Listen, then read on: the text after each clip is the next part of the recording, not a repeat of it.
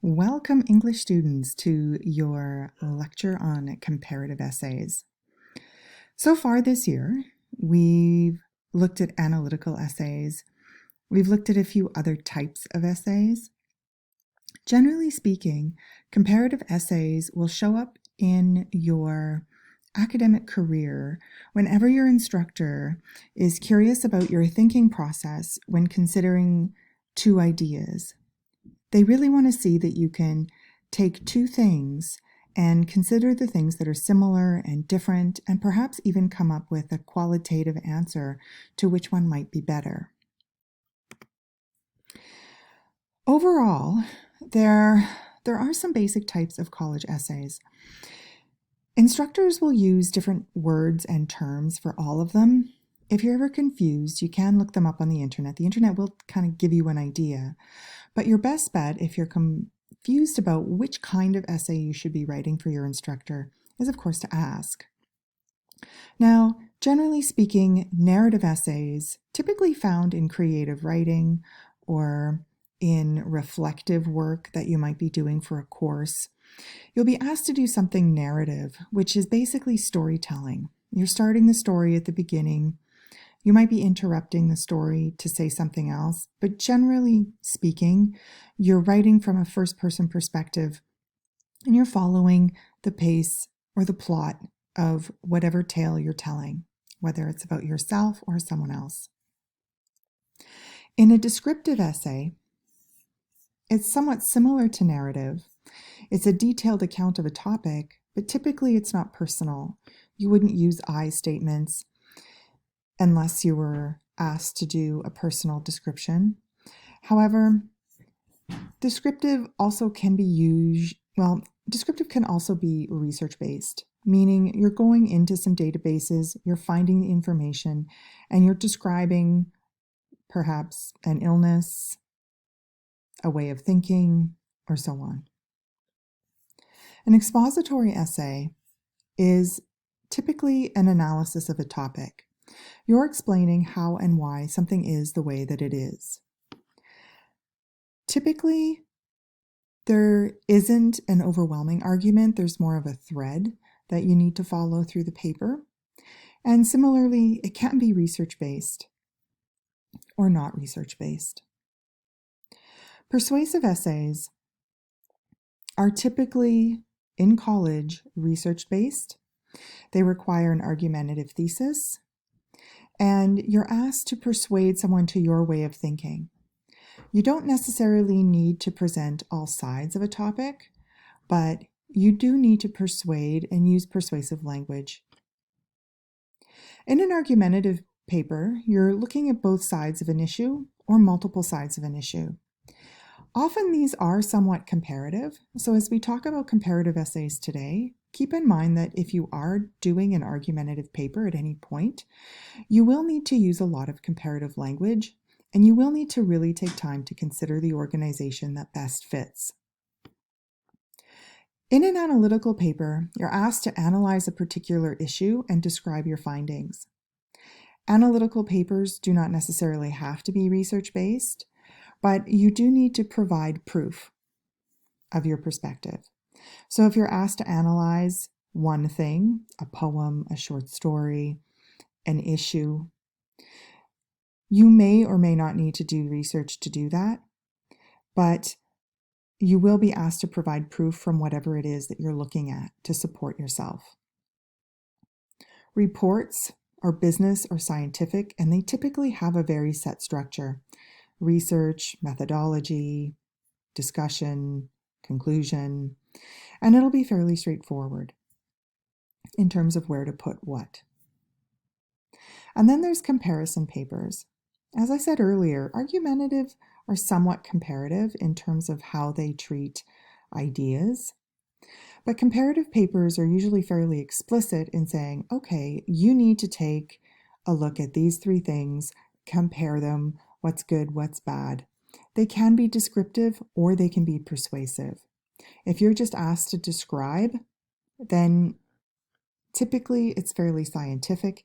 You'll come up with your description, you'll describe each side. Or if it's persuasive, you'll have to persuade someone that one thing might be better than another. Comparative papers, like analytical and research essays, they require a thesis and a structure that follows. However, the thing that becomes very, very tricky is that you have multiple ideas going on. Because you're not just writing about apples, for example, because you're writing about apples and lemons, that added layer of comparison puts organizational demands on the writer. So if you're not yet comfortable creating an outline, you need to get comfortable quickly, because outlines for comparative papers are very, very necessary. I like how that rhymes. With a comparative paper, in your introduction, you will have a thesis statement like you would with any other analytical, persuasive paper. So you're starting with a general point, typically, that establishes the similarity between the subjects and then moves to the specific focus of the essay. With a comparative paper, the reader needs to know why you are comparing them. Why is the comparison a valid comparison? If you're comparing dogs and goats as pets, why are those two things able to be compared? After you establish that fact, you need to move on to your thesis statement. There are two basic types of thesis statements you can use in a comparative paper, although nevertheless and because or therefore. We've talked about that in the past, so I'm not going to refresh it in detail. If you're curious about the ANBU or ANBU thesis statement, please take a look at the green booklet on your Moodle site. The other is a comparative descriptive. So if you're comparing things perhaps in a scientific essay, typically you are not stating a preference or you're not coming to any huge conclusion. You're usually just laying out the issues, and typically first, next, then, ultimately, and other conjunctions like that work really well to tie together ideas and to help you organize them. When you're writing your introduction, you can declare a preference if you're asked to, but it isn't necessarily necessary. Generally speaking, there are two basic formats to a comparative paper. I know many times in my academic career, I've started off writing a comparative paper, gotten halfway through it, and then essentially had to scrap the entire thing because I didn't like the way I'd organized it. If you understand that there are choices in organization before you begin, you can more clearly choose one that works best. Typically, there's the block comparative system or the point-by-point comparative system.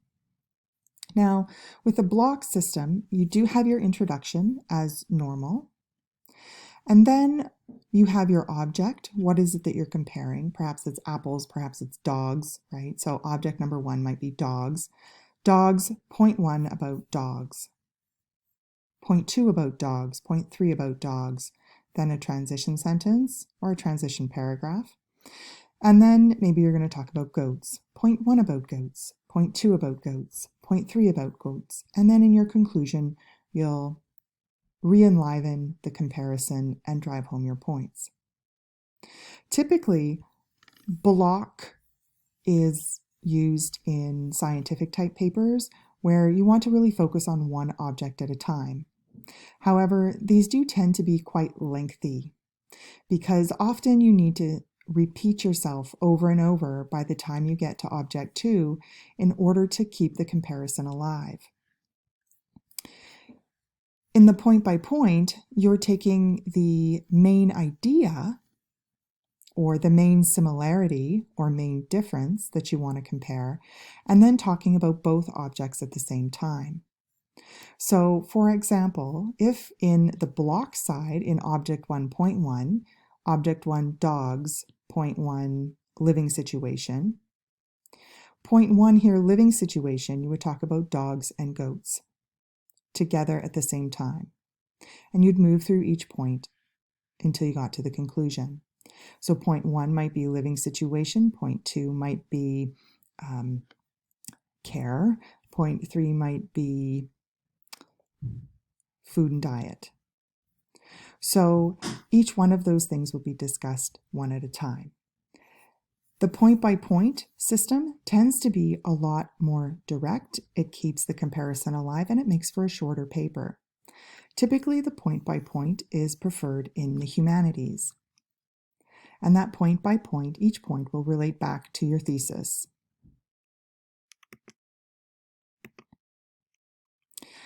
Now, if we take a look at the point system with apples and lemons,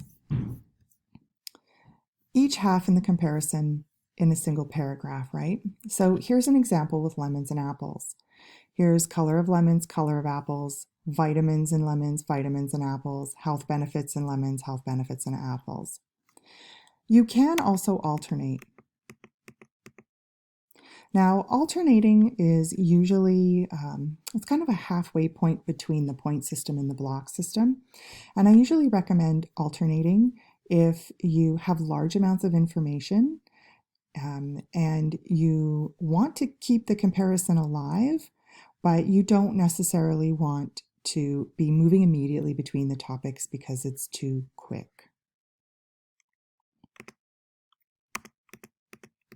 This is a review of what I said earlier. In your writing, you do want to make sure you have a balanced amount of information and that you're using comparative words. Similarly, conversely, on the other hand, in contrast, these types of comparison words help you move between the information to keep the comparison alive. Take a moment to look at the PDF of this lecture and take a look at this comparative paragraph. You'll notice that the writer doesn't use a lot of comparative language. Think about how the comparative language would keep this alive. This is an example from English 106 and uses MLA. So if you use APA, of course, the in-text citations might be different. So don't worry too much about that. But as you see, the writer does have a good, strong topic sentence, introducing two topics, couplets and iambic tetrameter. And then she's comparing the Marlowe and the Raleigh poems, first in their couplets, then in their iambic tetrameter. So she moves through the comparison and uses her keywords to get you through. However, one thing that she does not do is use those comparative words. So think about how comparative words would improve this paragraph. In a conclusion for a comparative essay, you're going to do a general summary of the most important similarities and differences. And like all conclusions, you should end with an original statement. Something that is the so what. You should always be asking yourself, so what, in your conclusions. What's important about comparing these things?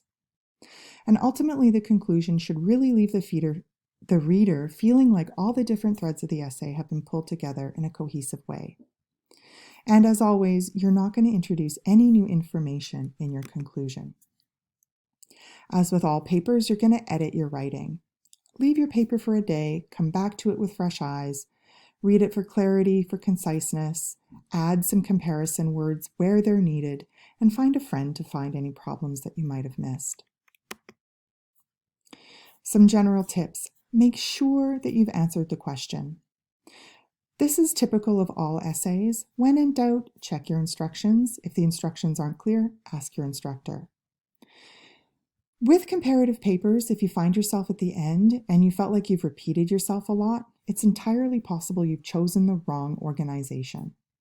Now, you can always go back and move the parts of your essay around to a better organization. But I am going to say it again, if you start with an outline, it's less likely that you're going to fall into that trap of repeating yourself. So, at the end of the day, you want your comparative paper to feel balanced, that it's not repetitive, and that it drives home the point that you want it to make.